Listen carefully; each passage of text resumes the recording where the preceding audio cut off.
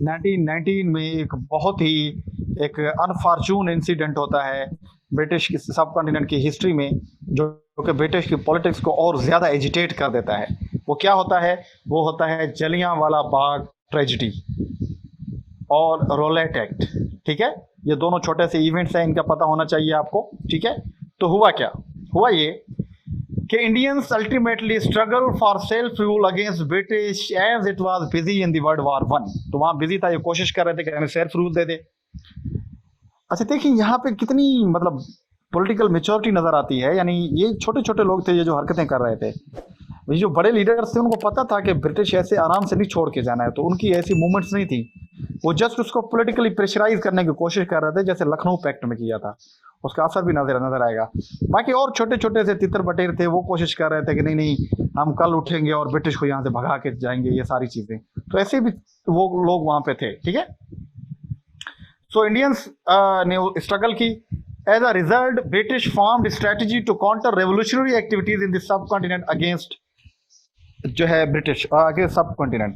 तो जब ये हरकतें कर रहे थे तो ब्रिटिश ने उनके खिलाफ एक स्ट्रेटजी जोड़ी कि ये जो छोटे छोटे तितर बटेर हैं, ये जो कोशिशें कर रहे हैं, इनको हम कैसे निपटेंगे, इनको कैसे काउंटर करेंगे। तो उनको काउंटर करने के लिए finally they introduced Rowlatt act. 1919 में एक एक्ट दिया गया और ये एक बिल था। उस बिल के अंदर क्या था कि administration and were given unlimited power. ठीक है, एक एडमिनिस्ट्रेशन को अनलिमिटेड पावर दिए गए। इसके अंदर क्या था कि जो अक्यूज्ड है यानी जिस पे इल्जाम लगा हुआ है, had right to appeal nor could take the services of any lawyer in government.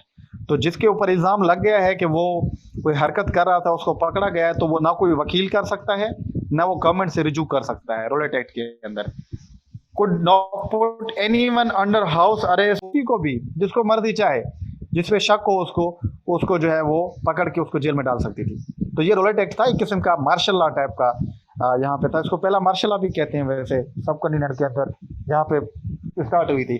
और बहुत ही एक सख्ती से निपटने की बात की थी ब्रिटिश ने कि अभी जो भी ऐसी हरकत करेगा हम उसको छोड़ेंगे नहीं। ठीक है, रोलेट एक्ट के अंदर। और कोई भी एहतजाज नहीं करेगा, कोई धरना नहीं लगाएगा, कोई डिमांड नहीं करेगा, जो भी करेगा हम उसको पकड़ेंगे और जेल में डाल देंगे बगैर बताए हुए। वो लायर भी नहीं कर पाएगा और जो कुछ करना चाहे वो कर सकते थे। ये रोलेट एक्ट था। ठीक है, as Indians dreamed of self-rule and supported British in World War One, but their aspirations vanished away with this act.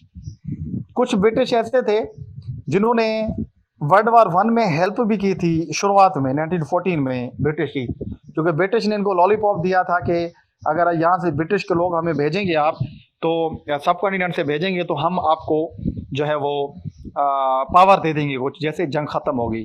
तो गांधी भी इस पे राजी था इनिशियली। कायदे आज़म तो खैर नहीं राजी था, गांधी राजी था और भी बहुत सारे लोग थे। तो इन्होंने यहाँ से उनको आर्म्ड स्ट्रगल प्रोवाइड की, आर्म्ड फोर्सेस। और मजे की बात है सबसे ज्यादा जो गए थे फौजी गए थे वो बलूचिस्तान से गए थे। यानी बलूचिस्तान के जो कबाइल थे वो बहुत ही ज्यादा ब्रिटिश के साथ गए थे जर्मनी के खिलाफ लड़ने के लिए। गए इसलिए थे कि ब्रिटिश हमें रूल दे देगा, और इनको ब्रिटिश ने फ्रंट्स पे जाके छोड़ा, जाके जर्मनी पे। और जर्मनी के पास जदीद वो राइफल्स थी, सारी चीज़ें थी इनके पास, तो आर्म्ड एम्यूनेशन भी नहीं था। इनको छोड़ा और बहुत सारे लोग जो थे वो मर गए थे। इसी के अंदर ही बलोच जो थे काफ़ी ज़्यादा। और बलोच रेजिमेंट जो आप आज आपको नज़र आती है, ये बलोच रेजिमेंट भी ब्रिटिश के दौर में है, उन्होंने ही बनाई थी।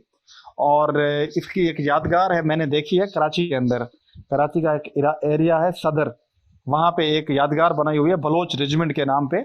और उन पे वहाँ पे नाम लिखे हुए हैं जो भी बलोची शहीद हुए थे वर्ल्ड वार 1 के अंदर उनके। तो मतलब कि इंडियंस जो थे वो जो ब्रिटिश था उनकी हेल्प के लिए गए थे वहाँ पे, बट इस शर्त पे कि वो उनकी हेल्प करेंगे, वापस आए उनको सेल्फ रूल देंगे, पावर्स देंगे ब्रिटिश को, या छोड़ के चले जाएंगे। बट ब्रिटिश तो ऐसा करने को तैयार नहीं था। उसकी तो एक लॉलीपॉप थी एक किस्म की। जब इस चीज़ का अंदाजा हुआ सब कॉन्टिनेंट के लोगों को, तो सब कॉन्टिनेंट के लोग एहतजाज करना शुरू हुए और उस एहतजाज को रोकने के लिए रोलेट एक्ट दिया उन्होंने। ठीक है, so Indians became angry and start agitation and protest were against British government. ठीक है, तो उन्होंने एहतजाज किया।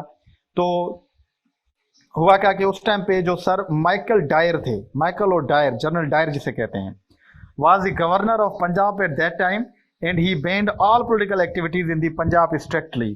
तो जो जनरल डायर था वो गवर्नर था पंजाब का और उसने सारी पॉलिटिकल पार्टीज को रोका हुआ था और एक्टिविटीज को, बट इंडियंस तो कर रहे थे, उनको गुस्सा था।